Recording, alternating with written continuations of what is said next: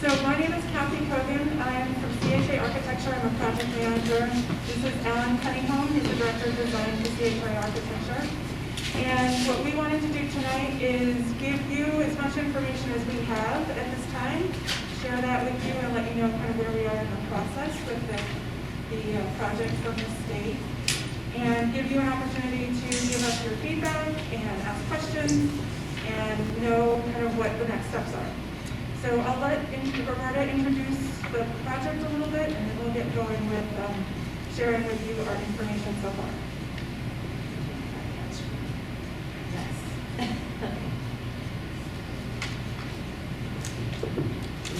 Good evening. Thank you for being here tonight. I'm Roberta Gerson, Superintendent of MSAD 49. And thank you, Alan and Kathy, for joining us this evening and presenting what we have discovered so far in this process. So I wanted to talk a little bit about, and I apologize, I know the font is really tiny, but I will be posting this up as just a bit of the history of how we arrived at where we're at today, beginning with the fall of 2012, when the District Facilities Committee met and began their study of the facilities in the school district. In June of 2013, the district received a study commissioned by that Facilities Committee done by Oak Point Associates, and it's a structural survey for Fairfield Primary School, Albion Elementary, and Clinton Elementary School. And that study was updated in 2016 as a prelude to the 3 school project applications that were submitted to the Maine Department of Education in March of 2017 for major capital improvement. And prior to that, the last rating cycle, and it's ratings as in the state opens up to the school districts in Maine for submission of capital improvement projects, and the state receives those applications, however many they would be. In this case, in our cycle, most recently, it was 74 applications, and they're rank ordered. And about a year later or so, the state determines how many of those projects are going to be funded. So the point being initially, so the last cycle was 2010, 2011, and this next cycle was 8 years later, and 74 applications were received and rank ordered, and Fairfield Primary landed number 1 on the list of the 74. Clinton Elementary School landed at number 39, and Albion 58 of the 74 listed. In December of 2018, the district hosted a State Board of Education meeting, which was held at Fairfield Primary School, because the state convenes a meeting at the site of the number 1 school on the project, and I believe they also went down to Rumford for their next meeting. On October 8th, I received a call from Commissioner Pender-Macon notifying me that she was recommending to the state board that the first 3 schools on the construction project list were to be approved. And the following day, when that group met, and that was the meeting in Rumford, they approved Fairfield Primary School, North Elementary in MSAD 54, and Rumford Elementary School in RSM 10. And subsequently, as of November 4th of this school year, 2 other projects were added, and that's Young School of Stockville Public Schools and Wyndham Middle School of RSU 14. So in these intervening months, year half plus, the district has met periodically with the Director of School Facilities, Major Capital School Construction Program, long title. His name is Scott Brown, and his team, and I met with them, and various board members met with them over this time. We also had formed a selection committee for the architectural and engineering firm that we selected, because one of the first things that the state requires as an initial step is for the district to conduct a feasibility study. So some of the legwork done by Oak Point all those years ago was again reviewed and vetted and explored and looked at much deeper, and that's what CHA has provided to us.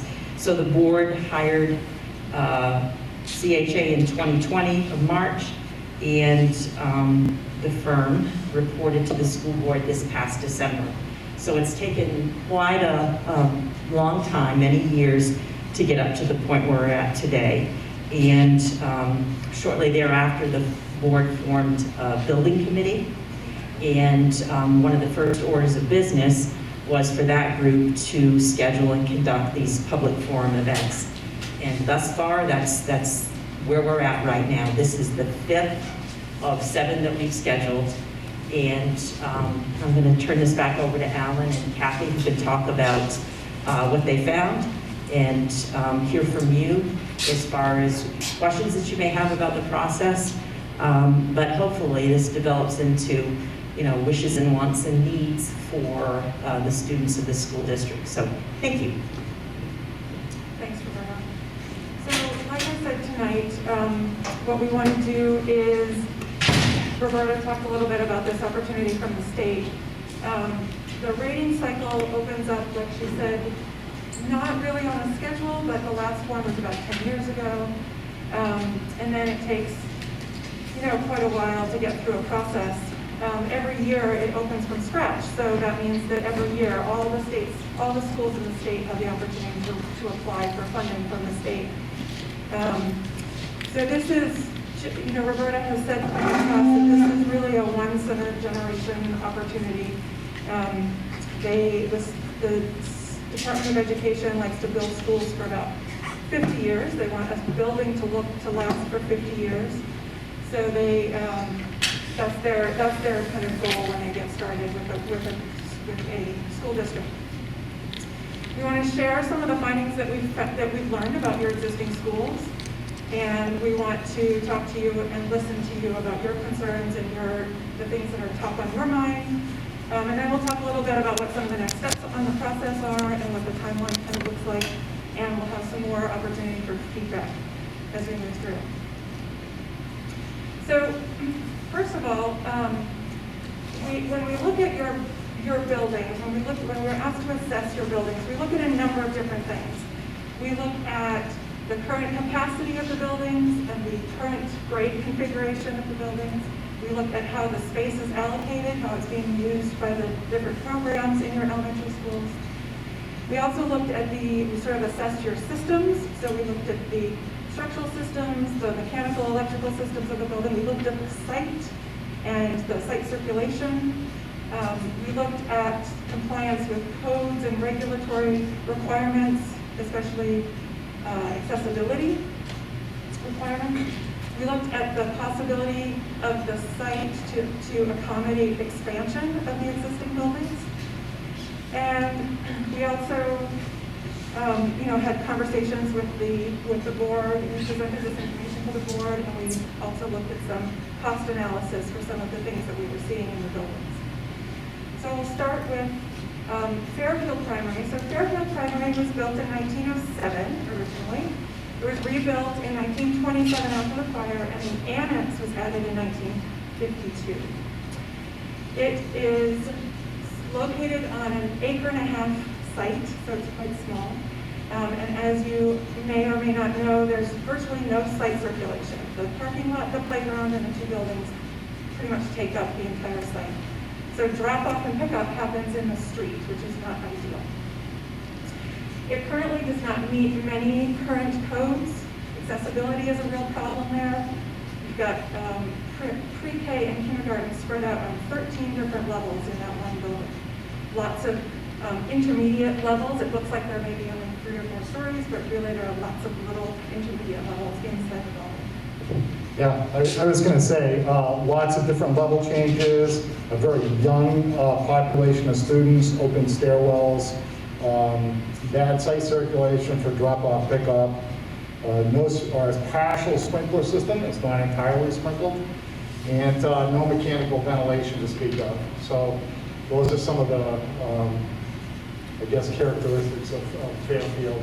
And like you'll see with all the schools that will present, all of your schools, ADA came along in 2009, so none of the schools really have addressed ADA except in a very modest fashion, if you will. So they're very similar kind of situations when it comes to door hardware, sinks, the size of bathrooms, the location of the grab bars, the exiting, the amount of stairs, etc.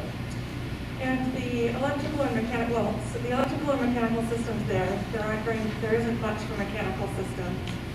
There's no air ventilation in the building. But the electrical system has essentially outlived its lifespan, which is not unexpected given that it's, almost, the building is over 100 years old. So then we looked at Albion. Albion was built in 1952 with an addition in 1980. The site that Albion sits on is 5.9 acres. And just for reference, when the Department of Education builds a new building, a new school, a new elementary school, they start with a minimum of 20 acres for the site. Some of that has to do with stormwater management for new regulations, but a lot of that has to do with site circulation. When the Department of Education designs a new building, they want to make sure that there's plenty of separation for school bus drop-off, parent drop-off, staff access, visitor access, etc. So it's a safer site in terms of circulation of multiple vehicles coming through the site. This particular site at Albion is pretty much maximized in terms of its current usage. So there's no opportunity for expansion on the site in our end to maintain access to building and playgrounds. There is a water treatment reservoir on site to treat the existing well water because of contaminants in the water. This building does not have a sprinkler system, which means that any renovation or additions to this building would require a full sprinkler system be added to the building before anything could happen. And again, not unlike Fairfield, there are a lot of accessibility concerns here. Again, door hardware, the plumbing fixtures, oops, sorry about that. Plumbing fixtures are not accessible, and some level changes as well. Again, the electrical system and mechanical system in this building have essentially outlived their useful lifespan. They've been maintained very well. They've sort of been patchworked together a little bit, but they have outlived their lifespan. And we believe, it's our professional opinion, that you could start to see some significant costs associated with addressing the lifespan issues of the electrical and mechanical systems in this building. Yeah, I guess the other thing that we look at is structural and how the codes have changed and what the structural capacity is. And like many of the schools have multiple additions that are reaching the age of these, they're overstressed in terms of structural capacity. So if you then go to add on to the building or add more insulation or even sprinkler systems, it triggers an entire evaluation of the entire building, which we already know is going to be 15 to 20% overstressed. Right, yeah. So this is, just for reference, this is the original building built in 1952. This is the addition built in 1979. Then we looked at Benton. Benton is your newest of your elementary schools. Although the original building was built in the 50s, when the additions were put on in 89, the original building was also renovated. That site is the largest site of the 4 primary elementary schools. It's 8.5 acres. It also has some ADA concerns. Plumbing fixtures have outlived their lifespan, and there are some accessibility concerns there. The site is maximized. There's very little opportunity for adding on to the site. Site circulation is much better there, but it is still a little bit congested. And the access to the site and oversight of the entry is not quite what we would do in a new school for DOE standards, but it is pretty good. We do have a singular primary entry to the building. It is tucked back a little bit, so there's not good surveillance, natural surveillance of the site, but you do have a primary access. And then it is nice that Benton has a secondary access for after-hours use. Al and I also really like some things about this school. We like the way it's organized. It's very nicely organized around the library. It has these great classrooms that center around the activity rooms. It's very sort of progressive in terms of the way that you can do sort of team teaching and breakout activities with multiple classrooms. It's quite nice. However, the classrooms themselves are quite small. They're only about 600 square feet. The Department of Education standards for classrooms grades 1 through 6 are 800 square feet. And then classroom sizes for pre-K and kindergarten are closer to 1,000 square feet. So these classrooms are quite small, which is challenging in this building currently because this building also has the highest class ratio pre-COVID of about 20 to 22 students per classroom, which is a lot for 600 square feet, especially the sixth graders. They're a little bit big for that much space. But you see here, the blue is the original building in the 1950s, and then this larger addition was put on in the 89.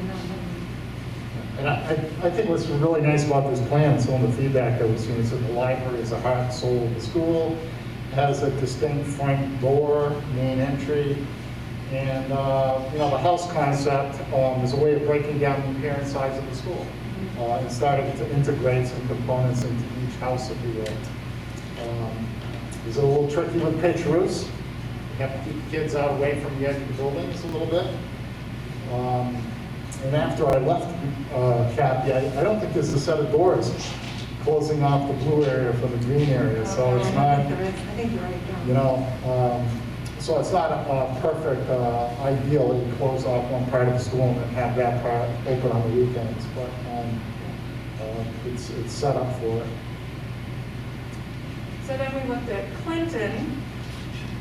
Clinton was originally built in 1940 and had multiple additions put on in 49, 59, 63, and 74. And so lots of little sort of choo-choo trains of additions put on that building. And it also has some significant code and accessibility concerns. Steps up into the bathrooms, plumbing is not accessible. And I will say that, I think the school has done really well to adapt and allow technology in the classrooms, but it does end up having, because the building wasn't designed for technology, there's a lot of sort of workarounds put into the building in order to get those things to work. The mechanical or the heating system there is a little bit patchworked together just because of the multiple additions over time. But you'll see that in a lot of the classrooms, we have these electric heaters mounted in there. We saw fans mounted in classrooms. So it's definitely and this was pre-COVID. So there's a lot of, sort of workarounds to make sure that the classrooms are maintained at temperature and have some air movement in them. The other thing that happens in both, well, actually Fairfield, Clinton, and Albion, is you see there has been changes to the building over the years. In the 70s, a lot of the windows were taken out in order to address the energy crisis. So whereas normally we would see a lot of daylight in classrooms, a lot of those windows have been eliminated from the classrooms in these schools. This site is also small. It's only about 5 acres. So, and again, that site is quite congested. Bus parent drop-off and bus drop-off pickup areas are combined.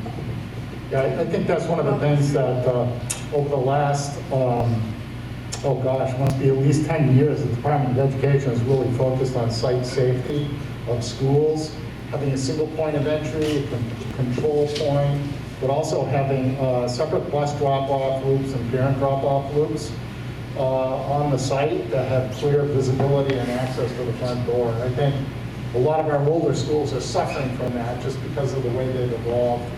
But you can see that, especially on Clinton. Yeah, especially on Clinton, I would think that seems to be the toughest one.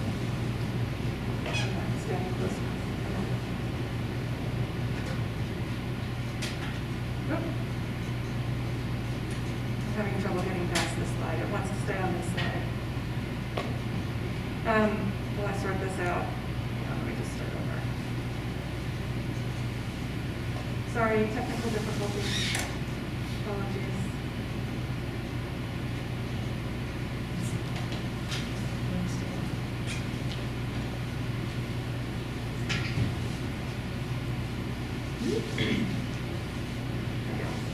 So this shows you what the original building was, this little two-story section down here. Then this was added in 49, light pink in 59, purple in 63, dark pink in 74, and then this 4-classroom addition in 1989. And that's, like I said, that kind of maximizes that site. So there's not a lot of opportunity for expansion here.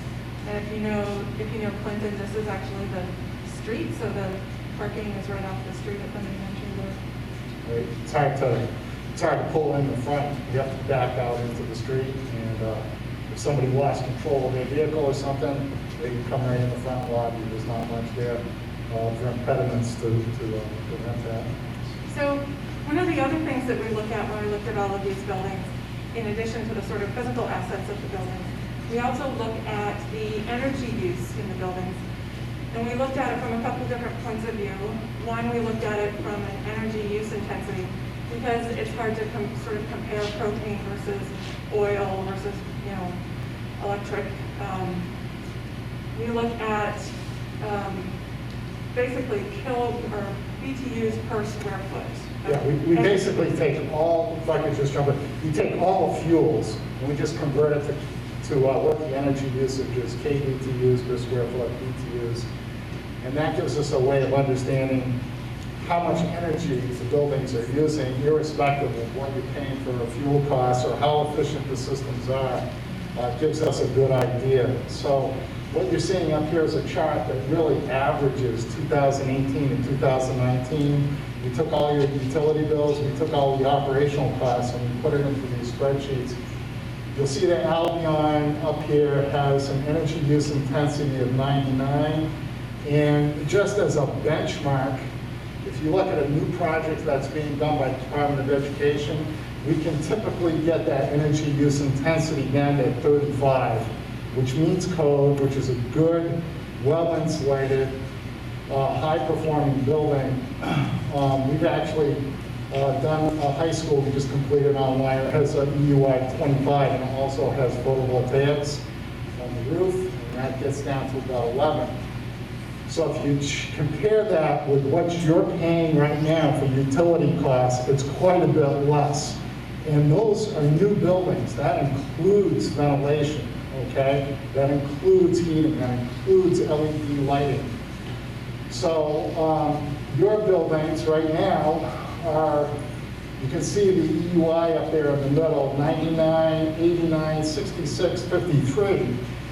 And you might say, oh, that's not so bad. Well, when you consider that ventilation comprises maybe 30 to 40% of the total energy cost to ventilate this school in the classrooms, if you were to add that, those would be really high, okay? Those would be up in the hundreds.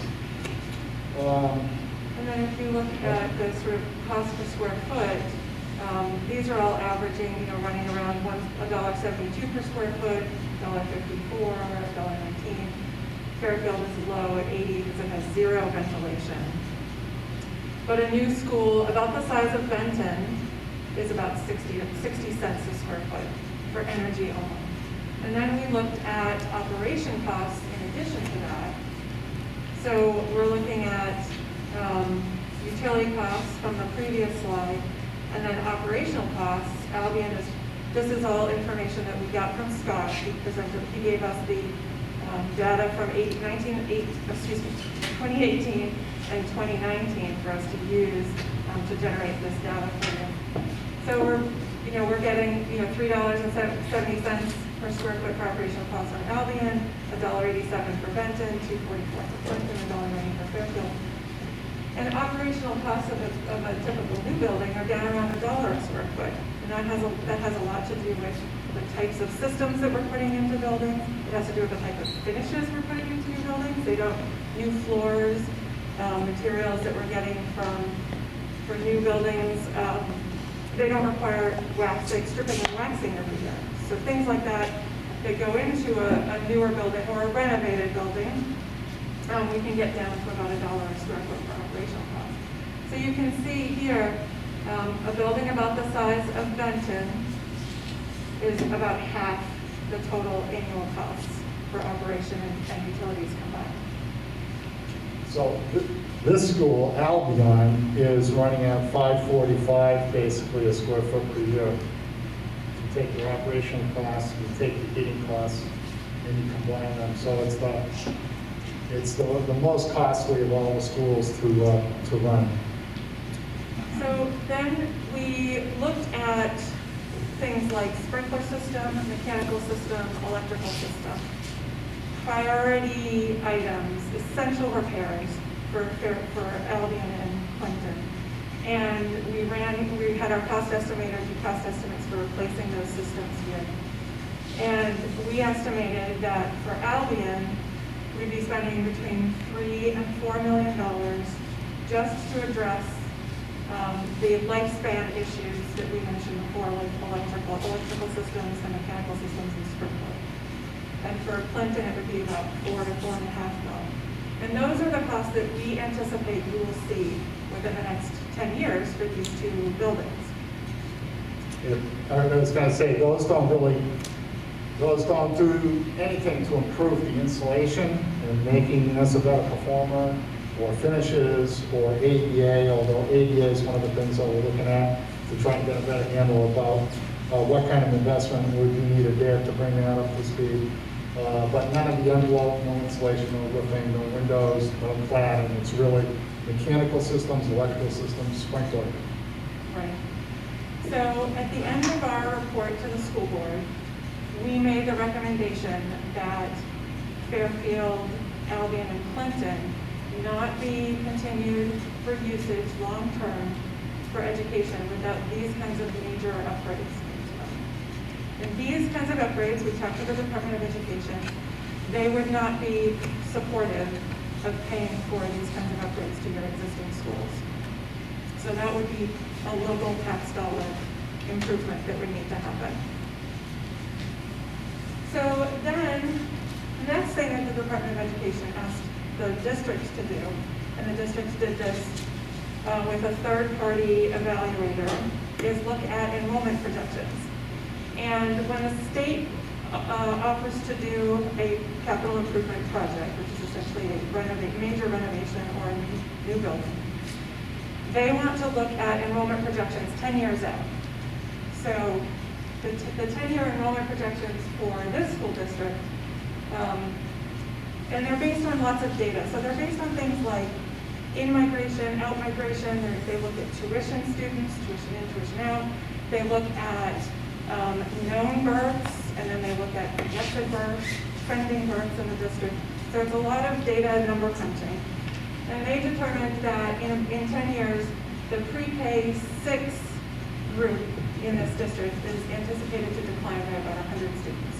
That's not really that bad, actually, considering that it's spread out over pre-K to 6 over 7 grades.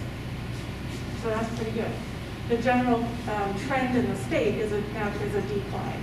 So it's not unexpected that we would see a slight decline in a district, in any school district in the state, honestly. There are a few that are going up, but statewide the trend is down. Okay, so I'm going to pause and see if there are any questions about that information that we've presented so far. And I think we'd prefer if you could kindly come to the microphone just so that the question could be recorded. If there are any questions so far. So we're going to take a number of breaks because we have some more to present, but we want to make sure that at the end of each little segment here, we have a chance to listen and take the comments and feedback, and we're just going to record them and be proud of all of the forms that we're recording and making available, so everybody can see the questions and the kind of feedback that we're presenting and we're hearing from you. So one of the later slides that showed you had Albion and Clinton schools projected costs, but not Fairfield Elementary. Right. And, Yes. So we actually didn't estimate Fairfield. Fairfield, it is not recommended at all that that building be continued for use. And that's largely because it would be cost prohibitive to address the 13 different levels that are in that existing building. That's a structural concern. That's a great question, though. It's not that we ignored it, we looked at it, but we determined that it was just cost prohibitive to maintain as an education facility. And also there are other contributing factors, like the site is just completely maximized. There's no opportunity for site circulation there. So generally speaking, it's not recommended that it be continued for use at all for education, which is why we didn't go in and do an in-depth cost estimate. What about Benton? So Benton, that's a great question. We have not looked at in-depth cost estimates there, in large part because there's still continued life for the systems that are existing there. The electrical systems, the mechanical systems, there's still quite a bit of life left there. One of the things, our next to-do list item is to look at the ADA upgrades needed at the 3 schools and get cost estimates associated with those. So that's coming next, is cost estimates for ADA improvements at Benton, Fairfield, and Clifton, so that we can kind of see the whole picture together. So what's the plan? To consolidate all the schools into one school? Yeah, so there is not a concrete plan yet. And that's the reason that we are here tonight and in the 3 other towns. That's why we started having community forums or in January actually. Because one of the things that we want to do and that the district wants to do is hear from all of the communities before a decision is made about what the next steps are. Because one of the things that is really important to the Department of Education and also to the building committee and the school board is that the community engagement and the community's vision for education in the district is part of the planning process. So this all started because of Fairfield Primary being so old and needed to be replaced? Yes. And so we looked over all the other studies. We went through the buildings, we did as-built drawings in terms of diagrams, floor plans of all the schools that you've seen here. We added up the program, utility costs, reviewed all the reports, and we're still looking at some aspects, and we're working with the Department of Education. Well, we've seen a number of these projects and of this generation that have these kinds of additions. And it's our belief in looking at all this data that we wouldn't recommend investment for another 50 years on these schools, on these 3 schools. That's unless the community says we want the small schools and we're willing to pay for those upgrades. And that's a different thing. But I think we're trying to give shape to a project based on the applications that went into the state and present an opportunity. I think that's the best way to frame it. Yeah, and I think the other thing that's important here is that although the state has said we will fund the Fairfield Primary project, they have also directed the district and us to look at the possibility of funding something larger because they are willing to address more than just one building in this district. So that's where they want us to really evaluate all of the facilities and make sure that that they are coming in and doing something for the district that has long-lasting benefit to the district. At what point in the process would we find out if the state was going to pay for the whole thing or if we were going to have to borrow money? Yeah. So when the state agrees to fund a project, they will work with us in the district to agree to a budget for the project that is supported by the district, and they will fund that project in whole according to their guidelines. There are certain things that they don't fund. For example, they have specific formulas for the amount of square footage that they will approve for the number of students, classroom sizes, etc. If the district decides that they want all of their classrooms to be 1,200 square feet, that's not something the state would fund. That would be something that the local share would have to pick up. But if you design a building, and together we design a building, that follows all of the state guidelines is considered fully funded by the state. So in the past schools that you've worked with, how many of them have gone fully funded by the state and not levied any money? Oh, that's a good question. Great question.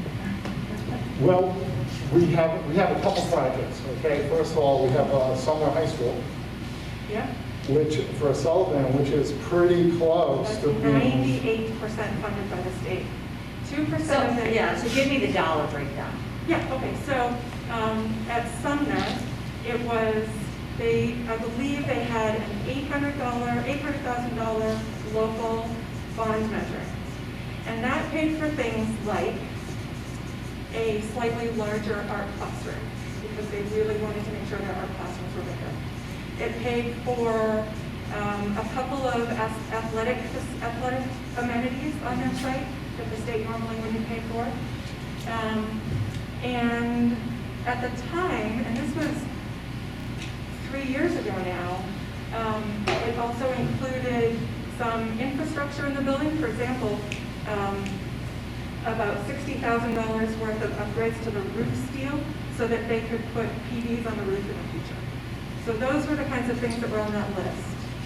And that's a $35 million project, I believe. Oh, how much? $35 million, I believe. Yeah, so this will be significantly more, I'm assuming. And I wonder if you guys offset it in a couple ways. So full disclosure, I'm a past board member, so you should like I'm intimately familiar. Yeah, great.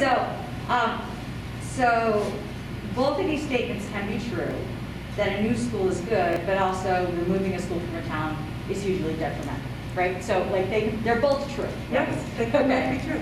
And so the challenge there is also looking at other things that you guys necessarily haven't quantified or qualified, which are often kind of hard. So an example would be one of the trade-offs with this, because of the 200, the 20 acres that you talked about, there aren't a lot of lots in this area on that size. So that automatically rules out, it's a pretty good chance there's like one in Fairfield, maybe one in Bedford, okay?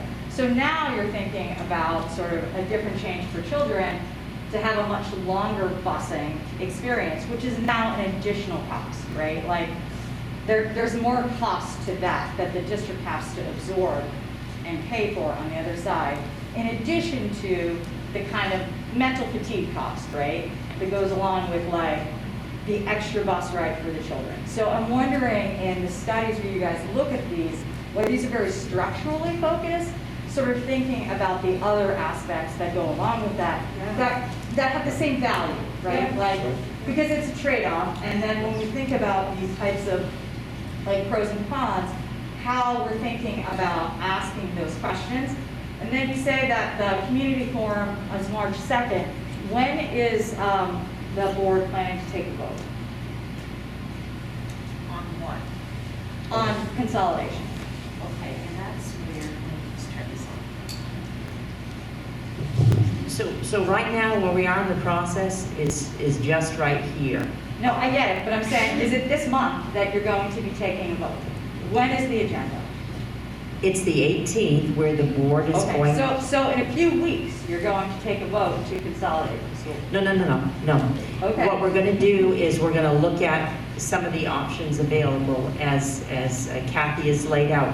So, and back to your question, sir, of where did this all begin? So the study has Fairfield Primary as number 1 on the list, but prior to that, years back, the board submitted 3 applications for replacement, potentially, of Albion, Clinton, and Fairfield Primary. So what the state has told us through Scott Brown and his team is that they'll support what the community supports. And there's a process. This will eventually go to referendum, and that's a year out from this June. So the community has to approve whatever it is that we have for a concept. So what's the concept? And that's where all the work is going to be laid out with input and soliciting. So the solution, as the state says, they want to solve our problem of older buildings with potentially maintenance costs and some other issues that are laid out here. What that looks like, what that solution is yet to be determined. It can involve just the one school, it can involve two of them, it can involve all three, but we need to look at what are those options. Right, they're not funding, they're not going to uniquely fund a new Fairfield Primary and a new Benton, a new Clinton and a new Albion. That's not the way the state works. So there's strings attached with it, which I think people need to understand. There's strings attached, and what they want for the strings is that you will consolidate. Like there's no other case studies here in Maine where they've basically been like, yeah, right, I'm going to fund. Like I'm going to give you 3 brand new schools. Because I was on the board when we submitted those 3 applications, right? So I think people need to understand that is where it is headed. It's either like, that's what's going to happen in the sense of, certainly it could be like, no, we're only going to close Fairfield Primary and Clinton. You get what I'm saying? Like, maybe, maybe not, but, that there is no really other option. Do you get what I'm saying? And I think that's fair for people to understand that. And I agree, except the action the board is going to take, based on this recommendation, is moving forward. What do those options look like? We haven't even started that conversation. There's specifications that need to happen. There's site selection, all of those things. We have not even begun. So it is not Right, but they would predetermined. vote to take, like, the building committee will make a recommendation. And at that time, will they share the qualitative and quantitative data that they use to make the recommendation and what rubrics they would use to assess? So for an example, it would be like, okay, when we think about this and we think about the long-term health of the district, we think these 5 following elements are the most important to have. That's why we made it. So I think as a taxpayer and a parent within the district, clear sort of understanding about why the decisions were made and that they're actually quantifiable and that the people can understand that. And then additionally, a real sort of understanding, because if at that time the recommendation is to consolidate, and then sort of what the next process would be for referendum to close schools, right? And what options towns might have at that point.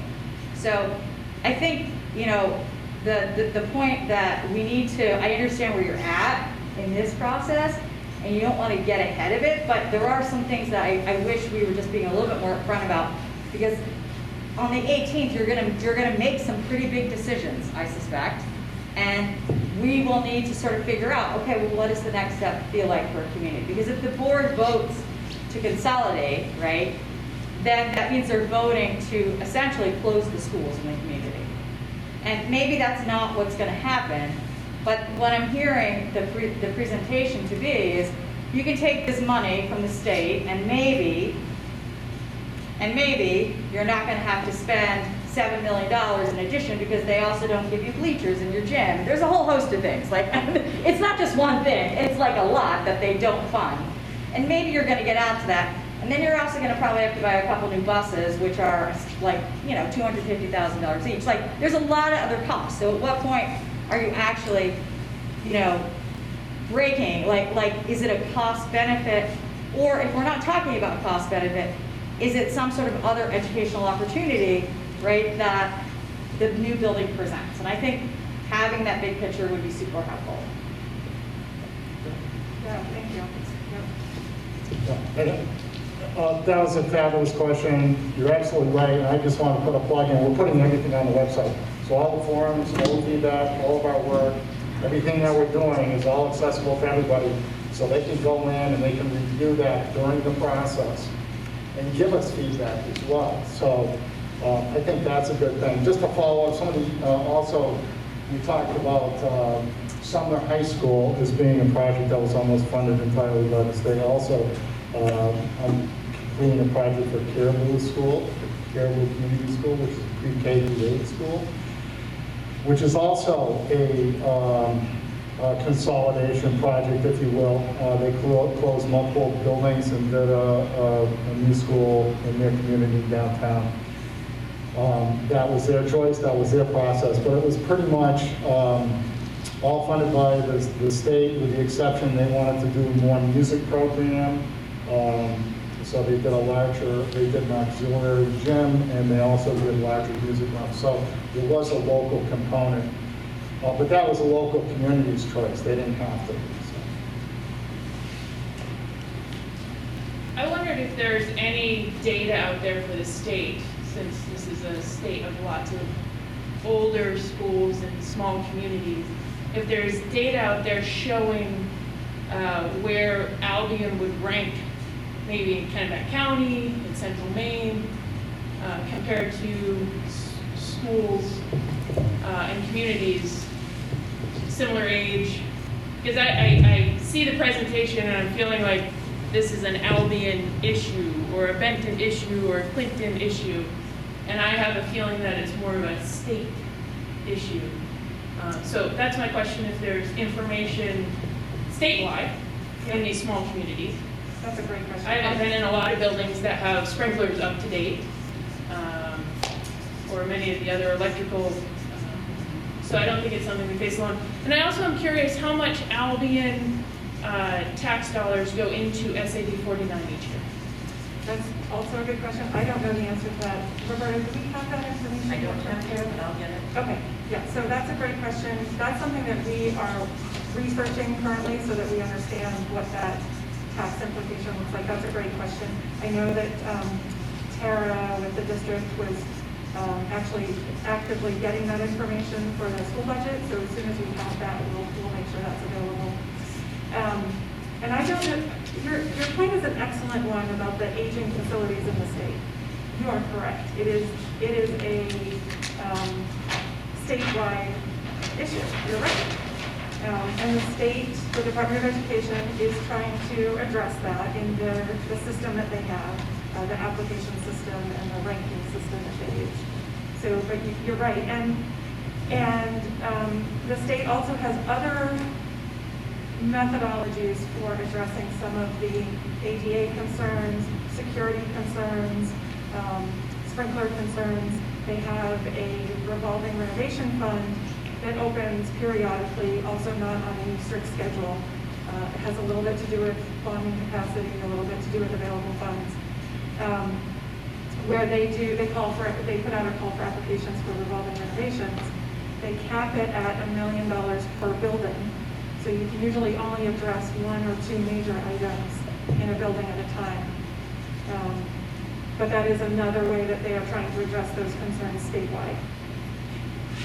So in addition to the forums, we'll present a little more information and another opportunity for questions and feedback.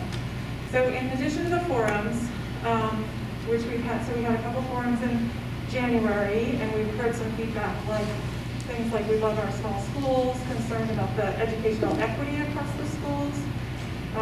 The small classrooms at Benton are challenging. Someone said that they liked the fact that a new facility would provide greater health and safety for the students. Sometimes they miss collegiality of peers because the smaller schools, there might only be one or two first grade teachers in them, and there's sort of, at Benton, there are more that they can sort of collaborate together. That was the comment that came in that second forum that we had. There's also a survey that is available for people to take on the school website. So on the district website, there is a link to a survey, and there are questions like, what do you find exciting about the potential project from the state? What's the most important thing to you for this project? Safety, keeping in mind the needs of the staff and the children, creating an energy efficient building, clean, safe, state-of-the-art building, things like a robust envisioning process and soliciting feedback from the stakeholders. What do you like most about your schools now? Without fail, sense of community, small school, sense of community. So clearly that is something that's really important to everyone in the district. And I think that one of the things that we haven't touched on yet, Roberta mentioned it a little bit, is one of the next steps that happens in this process with the Department of Education is what they call education specifications. And it's sort of a funny way of saying the education vision for the district. What is the vision district-wide?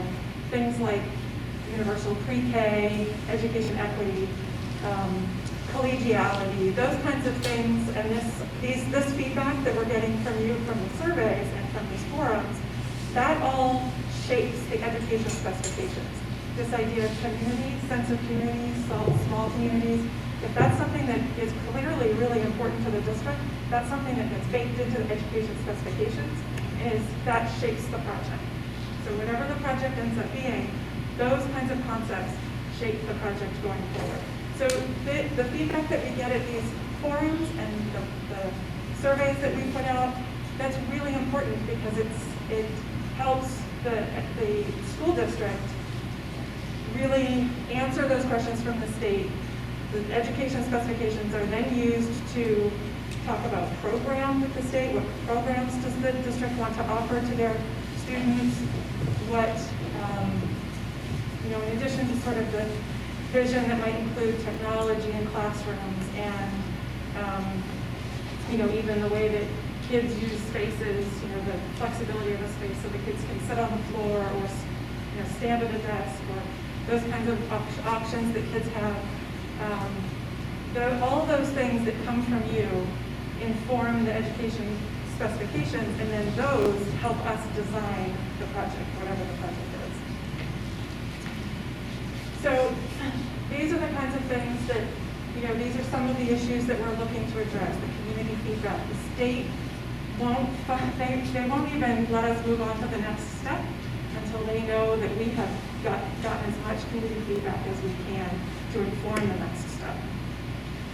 These ideas of potentially offering universal pre-K, like I said, educational access and equality across the district. So let's talk a little bit about what the process looks like. This is a fairly legible process chart from the Department of Education, but I will say that this 21-step process that gets you from, award of funding from the state to occupancy of building is a tried and true process. It's something that the state has used for years. It's a well-worn path. It has lots of steps because they want lots of stakeholder activity and input along the way. And they sort of they parse it out into pieces so that each piece can be informed by community feedback, by the previous step. They don't let you really move on too much before you start addressing the steps in their sort of totality. So we're here, roughly, we're a little bit between 4 and 5. The blue star rather, is when the project would go to referendum, and like Roberta said, that's about a year and a bit from now. Each of these big orange stripes are where you have to get State Board of Education approval. And prior to that, prior to going to the state board, you have to have a community straw poll. So for example, this one would be on site selection, which I'll talk about in a minute. This one would be on concept design. This is on the total cost of the project. And this is on the final funding after the project has gone out to bid. So there are lots of opportunities for each one of these little rectangles here, squares here, are all of the different stakeholders that they want to participate in each step along the way. So there's the educational specifications, there's, like I said, there's site selection, there's various steps along the way to concept design, including the involvement of the local fire department, the state fire marshal, the police department, the planning board, the main department of environmental protection. So there are all these different stakeholders that we have to participate with in order to make sure that there are lots of parties that get to have involvement in the project. It's a long process. And there's plenty of places for input, tons, all the way through the process. And even after referendum, once we have a project, everybody says, oh yeah, that looks like the right project for us. Then it takes us typically, I'm going to say 6 to 12 months to put together a set of bid documents that our contractors can price. And then we put those out to bid. And then it typically, on any one of these projects, roughly takes 2 years to build a project before you can get inside the door. I think the other big question that we've been asked is what goes into these projects? What is the Department of Education going to spend their money on? It's a complete project. It is a total, complete project from the purchase of the site to all approvals, to all the soft costs, the furnishings, testing, clerk of the works, you name it, it's all in one. You have the opportunity as local communities to, add in another gym or do what you want to. But it's a pretty well, as Kathy said, it's a well-worn trail in terms of the process to really make sure that, okay, let's go to the next step. Okay, so they want to make sure we've done our homework and we're ready. So once we decide what the project is collectively and define it, then we look at the education aspects of the community. Or aspirations of the community. Are we looking at, and I talked about this a little bit, but there's a lot that goes into that, even down to the furnishings that the kids potentially would sit on. Do you want furnishings that move around, or do you want them to be stationary? Do you want the kids to be able to have a variety of furniture? I know that my 7-year-old, now that she's learning from home 3 days a week, she bounces all over the house in the course of her 3 hours of doing schoolwork, right? Sometimes she's on her bed on her stomach, sometimes she's on the floor, sometimes she's in the beanbag, sometimes she's standing at her desk. And that's just, she's 7, that's biomechanically accurate for her age. And so those are the kinds of things that we will think about when we're designing a project, but also is built into the education aspirations, the education specifications as well. Then we start looking at where is the project, and this goes back to what you were talking about earlier. And the where of the project is, it also has a very sort of tried and true process that is developed and encouraged by the state, but then can also be shaped by the community as well. So I'll give you an example of the Caribou project that Al was talking about, because that process was very clear, it was very linear, and it worked really well for them. And we would look to do something similar here. So the first thing they did is they determined, so the state has a formula for what the size of the site would be. Like I said, they start at roughly 20 acres, and then it's 1 additional acre for each 100 students. So depending on the size of the project, you'd be looking at maybe a 20 to 26 acre parcel. In Caribou, it was pre-K 8, so it was a little bit bigger, but they identified 6 sites around the school district, RSU 39, that potentially could be sites for a school. And then they developed like you said, a rubric, a metric set of criteria that they wanted to use to evaluate each of those sites. Some of those things come from the state, things like on-site utilities, size of the parcel, percentage of developable area, so unencumbered by things like Wetlands. Wetlands, thank you, wetlands, Vernal pools. right, those kinds of things, creeks, setbacks, that kind of stuff. But also they had other criteria that was important to them, like one of their things was that they wanted it to be, they wanted proximity to an established residential neighborhood. They wanted it to be within their growth area comprehensive plan for that area, for that part of the district. They wanted sidewalk accessibility. Bus route compatibility is on that list. So they evaluated each of those sites, each of those 6 sites, by that metric, and they scored it. They scored each site on each of those criteria. So ultimately, they ended up with a total score for each site based on the criteria that they set and the evaluations that were available to them from multiple sources. Some of it was like cut and dry. There are no sidewalks. This one has sidewalks. This one doesn't have utilities. This one does have utilities. Some of it was a little bit more,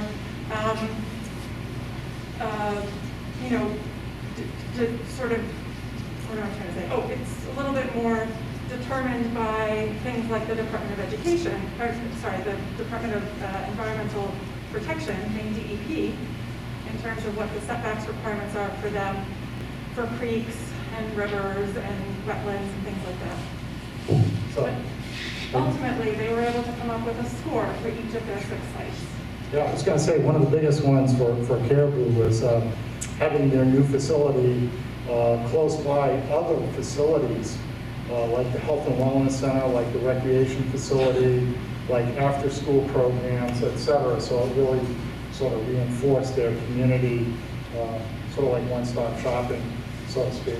But supported, there were Right. other things available Right. that supported the schools. Right. Yeah. And then they took the top 3 sites that scored the highest for those 3 sites, or those, yeah. And then they evaluated them sort of pros and cons. They listed out the pros and cons for each one.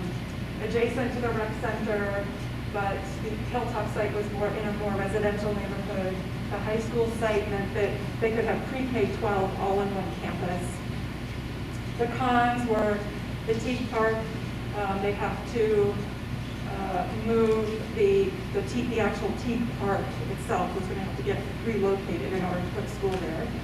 At the Hilltop site, they were going to have to demolish 1 building. At the Teak Park site, they have to demolish 3 empty buildings.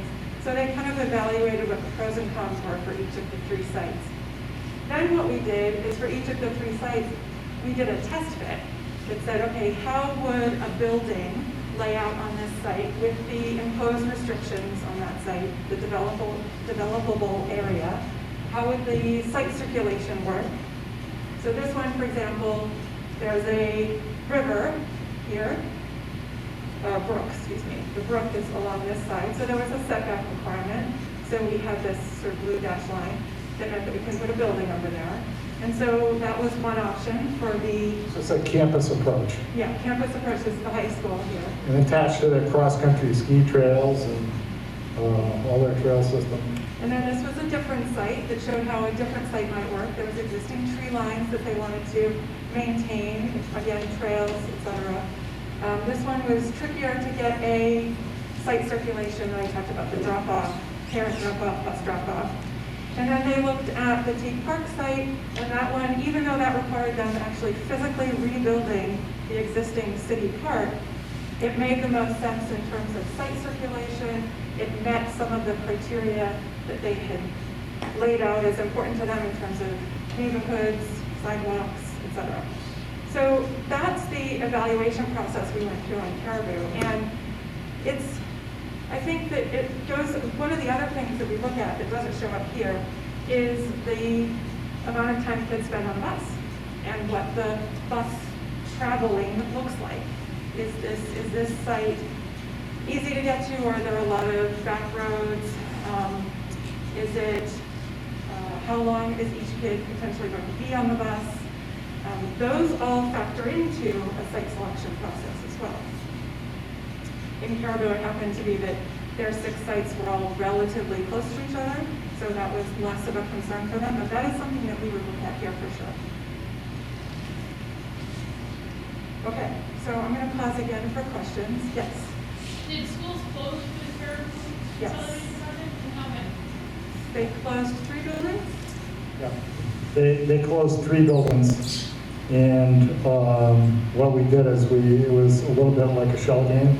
We built a new school, middle school moved in, then one of the other schools moved in, we took down those 2 buildings, and then we took down the 3rd one, so. Let me rephrase that. Did towns close their elementary schools to move to a consolidated school? Yes, they did close their schools to come to Caribou, in the center of Caribou, yes they did. Hilltop and Teak Park were 2 of them. Yes. To the point about tax, I mean, Albion has always had the least tax share out of the district. I think, there's a whole philosophical question about what it means to be in a union and how towns sort of think about their agency within a union and what that actually means. For my day job, DG Gov, I've done a lot of research sort of thinking about these sort of causality issues when you remove school from a town, right? Like, how do you actually measure impact?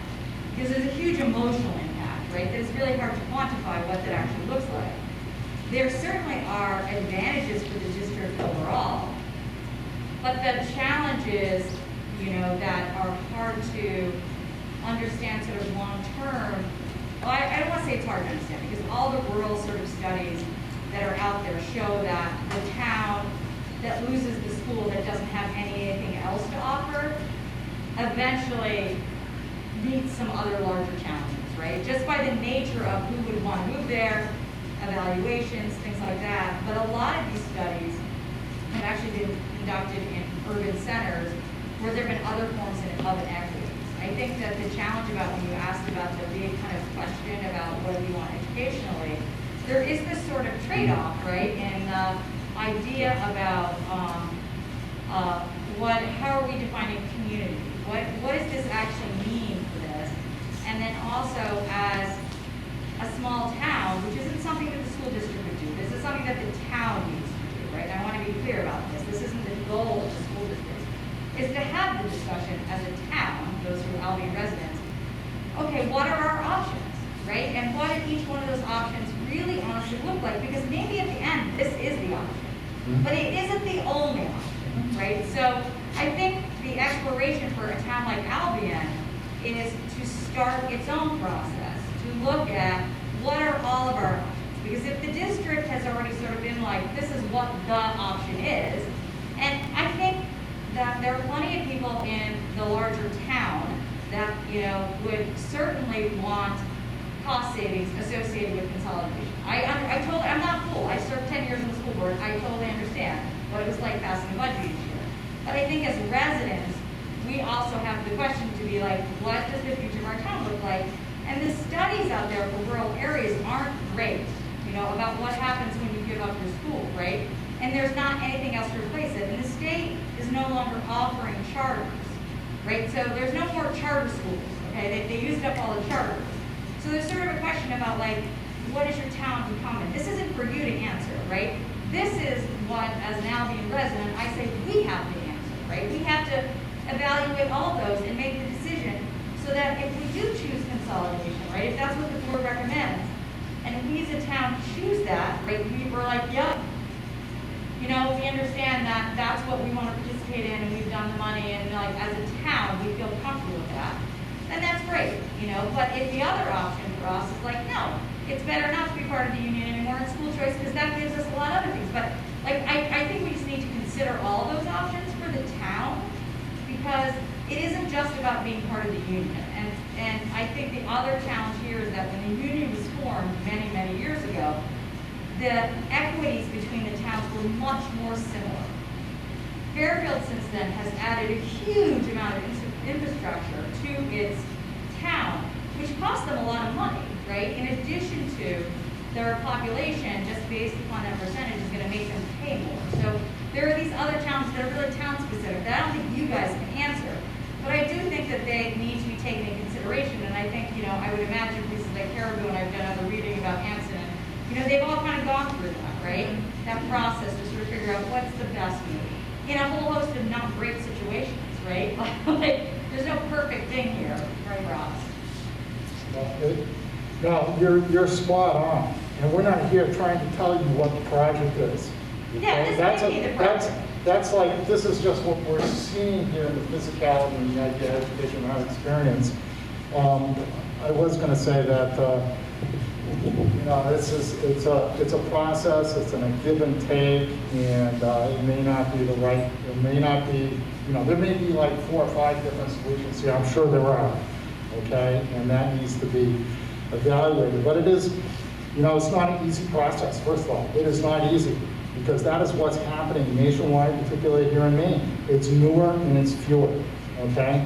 With the new, you get a more healthy building, you get educational equity, you get equal access to technology and services that we would do with a new school. So you just, you gotta look at the pros and cons of each solution for sure. So. Questions or concerns? It feels a bit like with that chart, the flow chart that you showed us with all little boxes, and you said, you can get involved in so many different places, but, it was kind of a one-way movement. At no point did I see, this is where it stops. This is the opportunity to stop it. Or this is the opportunity to veer off this way. It kind of feels that there's one, it's either we have a project. It's not, well, we're gonna put some money into Albion, you clearly stated at the beginning that these costs, $3 to $4 million in sprinkler, mechanical, and electrical, are not going to be funded by the state, period. Correct? Yes, yep. So that's not an option. And so while, yes, there's lots of opportunity for input, I don't want to mislead our community to make us think that we don't have options. Yeah, I mean, I think that it's one way for a reason, right? Because the goal for the state is to do a project in this district. And so that is the end goal, to open a project, whatever that is. And although it's a linear process, the input and the participation is what shapes the end goal. So it's not that when you, yes, I mean, if at referendum it doesn't pass and the state moves on. So referendum is the point where it potentially would stop, right? If it doesn't pass referendum, the state, I mean, hopefully, the state doesn't let us get to that point, right? We as collective, as a team, don't get to that point where it doesn't pass, whatever it is, doesn't pass referendum, and the state takes their funding to the next project on the list. But the goal would be to make sure that with participation along the way, that linear process is shaped in a way that the district can pass the project so that you do get something at the end. Yeah. Can I just add something really quickly? Yes. So I'm one of the Albion board members. I think that the reason that the chart is the way it is because regardless of whether or not the district moves forward with the consolidation, the district will hopefully be getting a new school, whether that's just Fairfield Primary or some sort of consolidation. So I think that's why the chart is like, we're moving forward with hopefully a new school, and the point of these meetings is to find out, is that going to be just Fairfield Primary, or is the community going to be supportive of something more? Is that accurate? Yes, that's a great way to put that. Thank you. I would think though, if that's the point of the meetings, again, I'm not meaning to be combative, but I'm like, but the point of the meeting should be, in my mind, to say, look, this is the opportunity that you have, but what's not being presented is the other side, right? And so I think that's the part that makes this conversation really uncomfortable, because we all have an idea of what the other side looks like. Like, I don't think I think everybody here knows on some level what it means to close a school in a town. And that's what I was saying. We can't look to the school board to solve it. That's not their goal is to build a new school. Our goal in the town is to have a committee in the town to actually figure out, do we want to stay part of the district? If so, how does that look? Versus, should we think about leaving the district and doing school choice? What does that look like? Should we petition to join another RSU? What does that look like? Like, there are all things that we need to concern the town that the school board would never put forward, because that's not its agenda. Its agenda is to move forward with the new school. It is not to keep Albion happy. It is not its role. It's never been its role. So I think that sort of is an unfair way to sort of think about this. And I think we haven't come here tonight with all the data that we would need as a town to make those decisions. That's something that I'm going to advocate that we strongly start doing very shortly after this meeting, because we have to have our own sort of figure out our own moment in our town in which we understand when we've accepted this or chosen not to accept it, that we fully understood every option and that we weighed them, because that's not what the school district is going to present to us. They're not going to say, in 15 years, when you've consolidated and your taxes are in the shitter because you can't sell your homes, oh well, you're going to have this great new school 2 towns away, and that's how you can sell your school. Like, that's not what's going to happen. You know, that's not going to come out, right? Because it's going to be painted that it's all advantageous for us. I think there's those larger issues about, like, you know, what is it? We've moved here. We do have hope someday that maybe somebody would buy our homes if we choose to leave, or that it would be a community that people want to come to. So I'm not meaning to disparage this process, but I am really saying to the Albion community, that is our work. That is the work we need to do, because, in my last variation, this could be the actual best move for the town. But we're not going to answer that here tonight, because we don't have enough facts to know, right? And I have looked at the process about what it means to leave the union. It is as lengthy as that process. Let me not kid you what that looks like. It's basically getting a divorce. There's no question about it. But at the end of the day, some people are like freaking happy with their divorce because they're like, great, I can date whoever I want and I love it. And other people are not, right? So there's all sorts of other kind of things to look at there. Laura's laughing. They all know we can't do it. So I think that's the part that's we're not hearing, but I'm here to say that, right? Like, it's not one and done. And we do have actually our choice, meaning our town. Because when the referendum happens, we will always be outvoted. There's no question about that. Like, that's just simple math. So, question about the referendum. Is it going to be per town or is it going to be a consolidated vote? So Fairfield's pretty much going to decide over Albion and Clinton because they have a population compared to Albion. Yeah, so the district, it's every town votes, but the collective passing of the referendum is, it's collective, yeah. Yes, that's what I'm saying. So it's for us. But we have power. Like, don't kid yourselves. We're not powerless. We are the smallest town. But we can decide our future, with our eyes open and feel okay about it. Because I think part of it is that nobody likes to feel like they got railroaded into shit. Because, I was there the first time, and I know some of the other conversations that went on behind this. And I want to say the intention was always thinking about kids' education, but that excludes all the other things you need to think about, right? Like, that's not an abstention of other things. So that's why I started out my conversation with both of these things can be true. A new school can be great, and it can be horrific. They're both true. And we have to find our way as a town through that. Yes. Just have a quick question about, you said that a town like Surrey, they funded their school, about 98% of the school is funded by the state, is that correct? Yeah, it's the district of RSU 24, RSU 24, and it's 9 towns in that district, yes. So in the last 15 years or 20 years, how many of these new schools have been funded totally by the state and they haven't had to kick in any money? Because even at 2% of a $37 million project, you're still looking at $750,000. Right. So,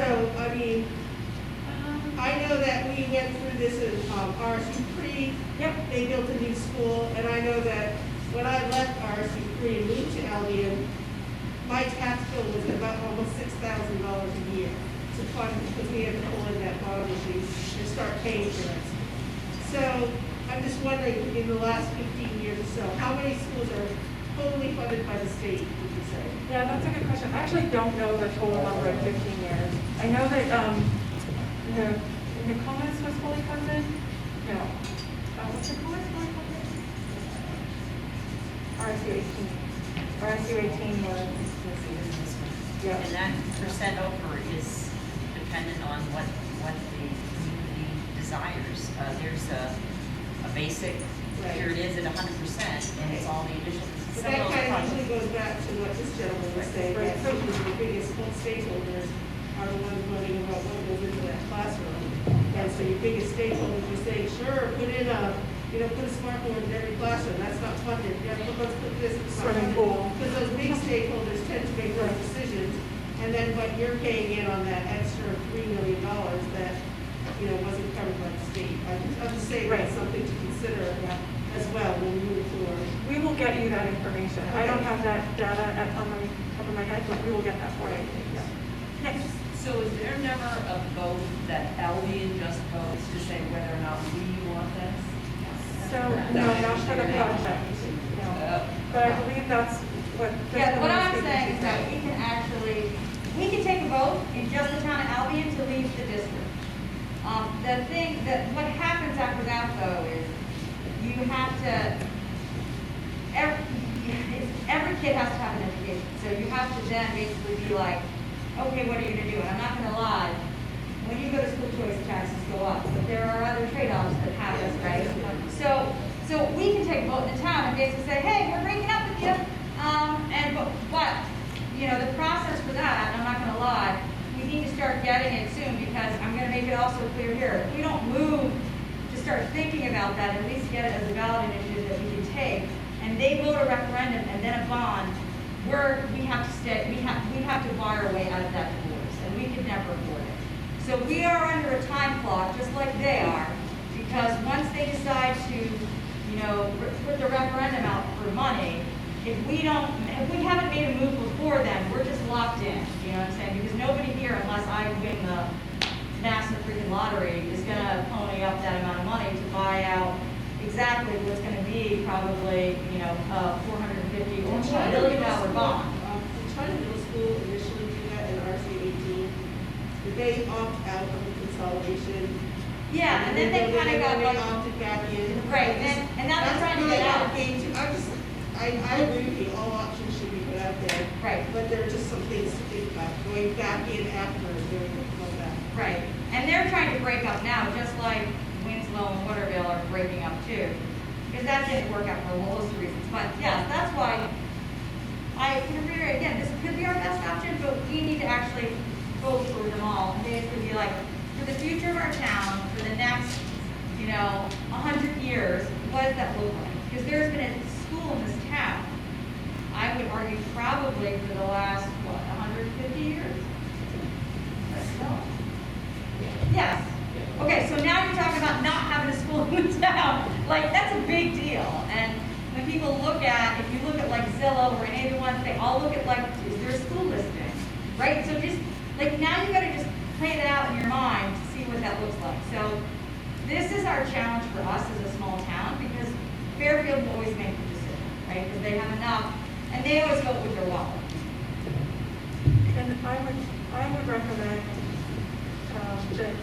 that in parallel to that process, that you continue to participate in the project process, right? Yeah. So that your participation continues to shape whatever the project is. I sort of see it as speed dating. Yeah, exactly. We're gonna speed date. Yeah. Like, that's what the town should do, is speed date. And at the end of the day, maybe we're gonna stay married, right? Yeah. But at the end of the day, maybe we're not, right? But we need to speed date it. But the speed is the efficient word, like around there. And the metrics and rubrics that we have as a town have to figure out, like, are we thinking about tax valuation? Are we thinking about like home presale value? Like, what types of things are we thinking about that we ourselves would assess and decide how we would make this decision, right? And, yes, go ahead. So who's going to decide the project? So what I hear is like, well, the community, like, we're gonna talk, we're gonna hear what people want, but who's on the other end who's gonna finally say, this is what we're going to do? So this- And I get that we're gonna have a vote at some point, but the project's gotta be planned first. So if they hear us saying in Albion, we don't really want this, is that going to be taken into account when the project is made? I think, so the school board will make the decision to move forward with the shape of the project. And I think that the important thing is that if they will, I think what our experience has been, that they hear the concerns, they hear the worries, they hear the things that make you as a community hesitate. And if they do decide to move forward with consolidation, they try to address those concerns in a way that makes sense for a consolidated building. So that's something that Alan and I are really good at, actually, is addressing the concerns of small communities in a large building, or site selection concerns. That's something that we have a lot of experience in, and can help design a building that helps assuage some of those issues, some of those concerns. And that's why I say continue to participate in the process, because although we hear that from Clinton and we hear that from Benton as well, and Fairfield as well, we want to make sure that if at the end of the day there is a consolidated building and the MSAD 49 doesn't get divorced, as you say, that this is a project that you have participated in and can support and can get behind and feel like you had a say in and had some part of the process. So to that end, I was just going to point out that on the website, on the District 49 website, there is an email address that you can send questions to. This email address, it's very simply questions@msad49.org. And there's also the community forum survey. It asks a few specific questions that will help start to inform the ed specifications.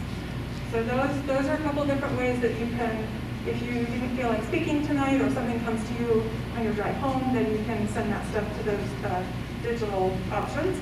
And then also, one of the things that's really important to the process and the success of the process is transparency. So you will see that at the bottom of that website banner page is the school construction project button. And when you click on that, it will take you to all of the information that we have available to us gets posted there. So these are being videoed, the videos are all up there. We're going to put together, from these forums, we're going to put together some frequently asked questions, answers to the questions that you've asked, and that will all be posted there as well. Just as a last thing, I would ask for the school board on the meeting on their 18th, if they are taking a vote at that time, or the school building committee is making a recommendation, as a taxpayer, I want to see a decision rubric. I just don't want people to be like, because it felt right. Okay, like that's not what I pay my tax dollars for. So I have an expectation of a thorough, well-articulated, very measurable rubric that could be explained and has actually shown that there is some logic behind the decision. So after, I will say that for those, if you think about sort of the way in which arguments have been done, and my 10 years on the board, and sorry if I'm going to like get a little pedantic a moment, but like, we think about rhetoric as ethos, pathos, logos, and there's a lot of passion, there's a lot of pathos in there. There's not a lot, there's not a lot of logos, of logic sometimes. That's what I'm going to ask for. And I think everybody in these towns that are affected by that deserves to have a fully articulated reason why.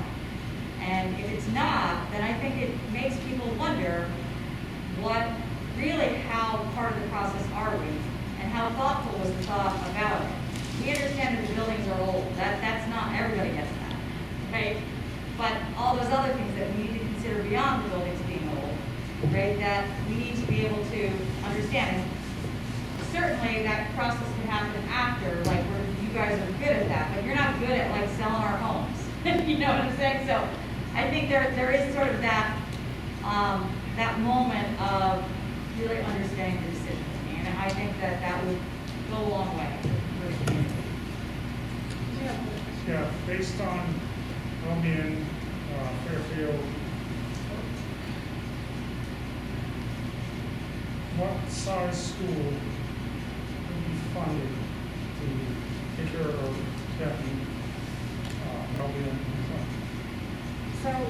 So compared to everybody else, population-wise, what we have, how many millions of dollars is it going to cost just to meet this up? So, we did this calculation the last time, right? We added the number of students together from Fairfield, Clinton, and Albion. And I think we got roughly 500 students. Is that right? Close, almost 600, I mean, if you were to look at. And the state will build a project by, they sort of estimate square feet per student for total size. And I think it ended up being about an 83,000 square foot school, Right. 83 to 85,000 square foot school. Yeah, about the same size as Benton, actually. Yeah. So you have other projects that you've done. What does that normally come up to? Is about some millions of dollars, 37, 48. I mean, you must have a rough estimate of what you're thinking it's going to cost. Oh, for cost? For the cost of the project. And I guess what I'm asking is, you've got a little over a year to make a referendum, vote on a referendum, and we have to decide whether we want to jump into that in case our taxes go dramatically up, like we've been talking about, or we want to try our own avenue. We have to run a bunch of scenarios, I think, and that's sort of like part of the, what are the options here and how much we can have input on one side taxpayers. So I think we have, after all these forums, I think we'll probably have a meeting with the Department of Education and the building committee and the school board And at that point, we'll have to project some different scenarios of, here's an option, here's an option, here's an option. Here are the updates that are needed to your schools, that kind of thing. So you have a clearer picture as to what the overall impact is. So we can pull that together. I'm a little hesitant to put out $1 per square foot or say what the project is going to cost because we don't know the size and we don't know what the time schedule is here. But I'm just So- saying, we want to know how many millions of dollars the state's going to kick in. on Yes. this side, Yeah. and how many millions of dollars we're going to have to kick in. on Yes. this side. Yes. And then whether or not we should go on our own, or whether we should pay Right. up the taxes for Right. a new school. Yeah. That's what I'm asking. Yeah. So next meeting, can we have something like that? Well, I think it'll be what I work with the Department of Education to formulate that in the scenarios. You had a question? Have you already started actively looking at potential sites given what you have? No, or we haven't No, do you yet. have to wait until after the board decides if we're going to go forward with all these? Yeah, and we haven't yet, and that's largely because we don't know how big the building might be. So if we are just replacing the Fairfield school, then the site can be 20 acres potentially, or 21 acres maybe. And if it's a consolidated project, we'd be looking for 25 to 30 acres. So it depends. So we haven't started looking yet because we don't know exactly what size site we're looking for. But that is next on the list, is to start thinking about what's available out there that might work. And a follow-up question is, would you make a recommendation on like appropriate staff sizing for the building? Because we have a lot of great teachers here to consolidate. I know there are people who are child happy and that they want to get rid of them, and that doesn't service to our students. Like the lower the teacher to student ratio, the better. And if you're going to cut teachers and cut benefits, so you can save another $1, like we're at the mercy of Fairfield, we'd love to do that. And so I was just curious on what the plan is for the district, and that's a question that can be answered a different day. What are they going to do in terms of staffing? Yeah, and that's not something that we would necessarily help figure out, but the school board does need to figure that out before it goes to referendum, because they need to understand what the operation costs are, because when you buy a new building, as taxpayers are also buying the maintenance of that new building and the operation costs of that new building. So that's why, once the project goes to referendum, it's baked. We don't change anything that significantly impacts the cost of the project, because when you vote to approve the project, you're voting to own that building and maintain it. So we don't add a swimming pool after referendum, because then you have to maintain the swimming pool. So that's all information that we make sure the voters have prior to referendum. Yeah. Yes. So, you two have clearly been through this process for a lot of towns and communities, and I'm just wondering, great presentation on the dollars and cents of all of this. But, if a consolidation was to happen, the town of Albion, the town of Clinton, would give up a lot. It would give up the center of our community. And educationally, our kids here at Albion, every teacher in school knows every kid in the school. And it's an intense experience for those kids, and I'm sure for the teachers. And that would be lost. And my question is, what is going to make up for that? If we're giving this up, what is going to make up for that? And in your experience, I know you're not here to answer that question, but your experience, how do communities answer that question? So that's my first part. And then the second part to that question is, have you been through this process where communities have answered that question and decide that's too much to give up? Okay, so I'm going to answer your second question first. I worked in Freeport, and in Freeport, the town's it's RSU 5, and one of the towns decided that they went through the exact same process of withdrawing from the RSU because they didn't want to pay for an athletic facility. They had concerns about the cost of the project. There were other issues going on, and they went through the process of trying to withdraw from the RSU. And because they felt that way, they didn't feel like it was worth it for them to participate in that project. Ultimately, that process, that avenue failed. They determined that that was not, largely speaking, the town wanted to stay with the RSU. But that was something that they explored. They also explored it at RSU 39, right? Wasn't there a group of people who decided to leave the district at RSU? Yeah, we had actually, when we started out Caribou, we had 4 communities. We had New Sweden, we had Stockholm, we had Limestone, we had Caribou. At the end of the day, Limestone decided that they weren't going to be part of it. So it's not, I don't want to gloss things over and say this is easy, this is perfect, or it's predictable, or it's formulaic. It's not. And but we're here to listen to the feedback here. We're at the beginning stages, and we're gonna help you pull together some information, some data, and we'll go from there. That's all I can say is we'll be transparent and sharing everything and hearing everything and posting it. And but it is an opportunity that the RSU has with the State Department of Education. It is a little bit of a carrot, and they're able to. I'm not going to speak to them, but I'm sure they have more than one answer for this. Okay? So, but I don't want to speak to them. All we can do is gather input, feedback, and really bring it to the table with them and the school board. I think that often what we see in districts where they struggle with this consolidation concern is,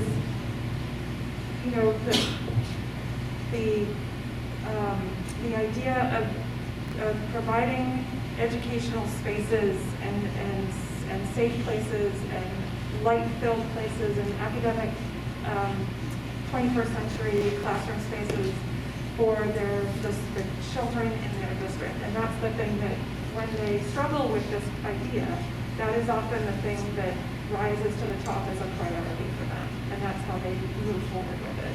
Because at the end of the day, a newer building or a renovated building comes with things that are important, that we know from research.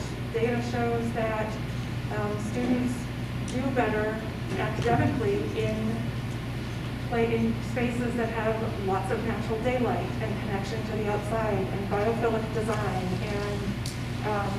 and have healthy materials so that they can sit on the floor and flexibility of classrooms so that, like I said, my daughter moves around the classroom, the furniture moves, there's soft surfaces or hard surfaces, there's places for the kids to move around the building and continue to have education in other places, right? The learning commons, technology, these kinds of things that really sort of give advantage to all of the kids in the district. And one of the things that happened in Caribou that was really interesting is that they determined that they had a program that was available to their middle school students that they wanted to make available to their younger students, their first and second grade students. And so for them, consolidating meant that they could offer that program to the younger kids because it could all be in one place. So although it's definitely a challenge and it's a hurdle and it's something that towns have to reconcile themselves, there are things that are known about education space and the way that it affects and helps students excel in education. And so I think that there are those kinds of data that help us collectively, because I struggle with it personally as well. Well, I just want to be clear, because I know what your jobs are, and I'm not picking a fight with you.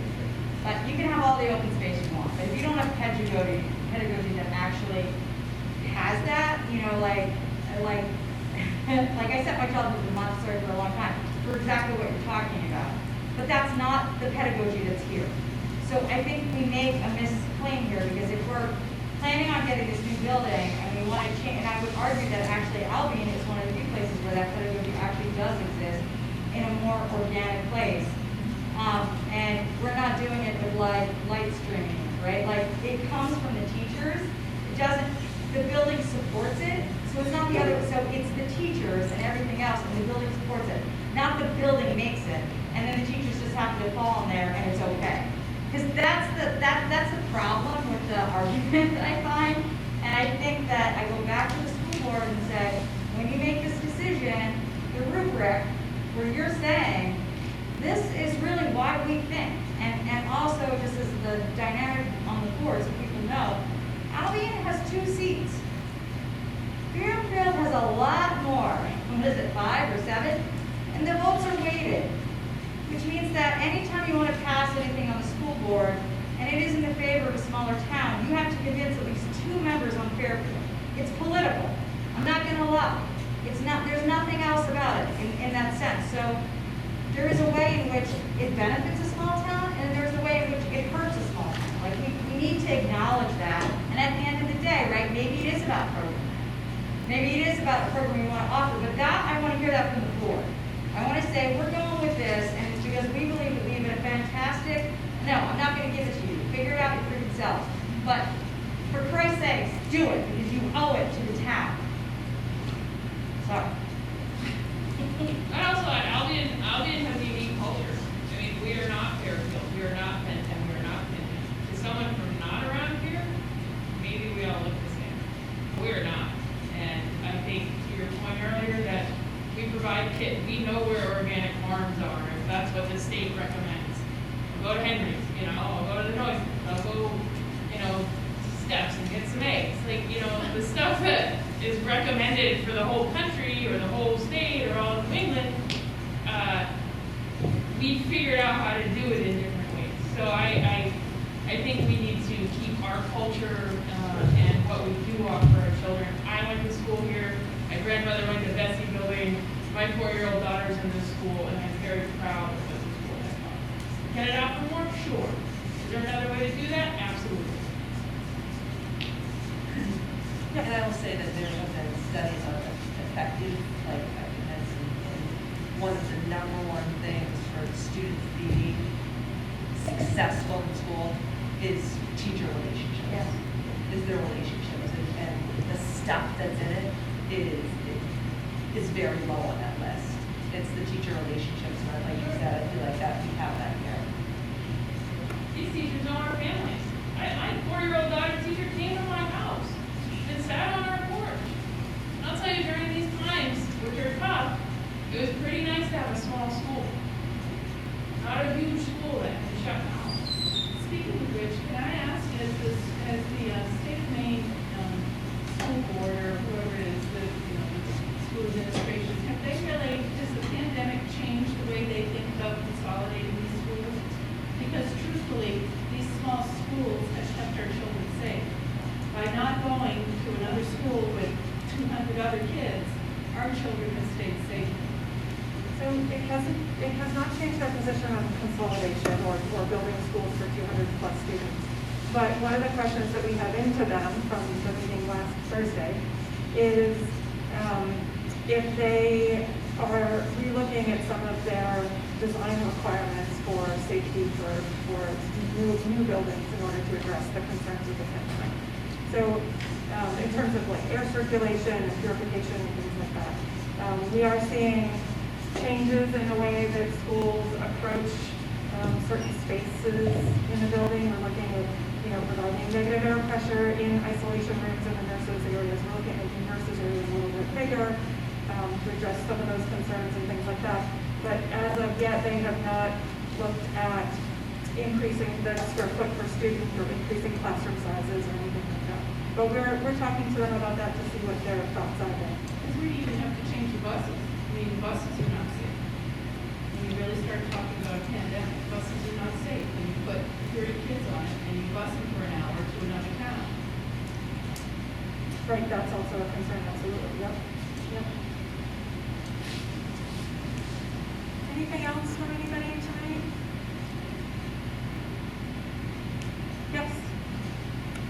I would just kind of piggyback off Karen, and just say, really put some stock into this, because this school does mean a lot to this community. As someone that went here and taught in the district for a little while afterwards, this school does stick out. What goes on in these halls, these classrooms, sticks out at the upper levels. You can tell. The relationships that are established here and what it does for those students pays off dividends, even though you probably don't see it because you're too busy, you know, Johnny's got boogers and Susie's running around with the dolls, whatever, who knows. But it does pay off. And to consolidate maybe is the best choice, who knows? But it's like you said, what are you going to get back in time? Like, this school does mean a lot.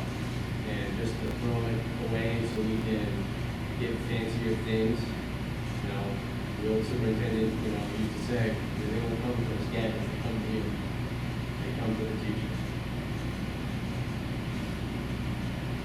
To that point from people in the room, I have asked the select board to convene a committee that would look at this. We need to move pretty fast, so our town meeting is coming up. I suspect that we'll have a discussion at it at the town meeting, and I think that we can start the process that we need, which would be concurrently run with your process, right? We have to answer these questions ourselves. We need not to blindly follow what the school board wants to do. We have agency, and, you know, we need to weigh the hard factors, right? About like what that looks like, because I'm not kidding myself. That's why I said this could be the best at the end of the day, but I really want us to work through it as a town and have those decisions and know what we value. Because Fairfield is never going to be like, we think Albion's better, and we're like, that's never going to happen. We have to do that for ourselves. Yeah, right. Like we have to do that for ourselves, and that's what we owe it to our children and to us as taxpayers. And it's not going to be fun. Believe me, I got up before because I didn't want any more work. So I'm like, here we go. But it's okay. It's not forever. And then we can move on because that's what we decide. And then we're more at peace with it. You know what I'm saying? Rather than feeling like we just bent over and Fairfield got to do whatever the hell they wanted to do because that's what they wanted to do. And in the meantime, please fill out the survey. Because that's really important, right? It's important for you to participate, even if it's decided that, you know, you didn't get divorced. I want to make sure that we want to make sure collectively that you are part of this process. Thank you all so much for coming out tonight. I know it was hard to do on a Monday night. Thank you.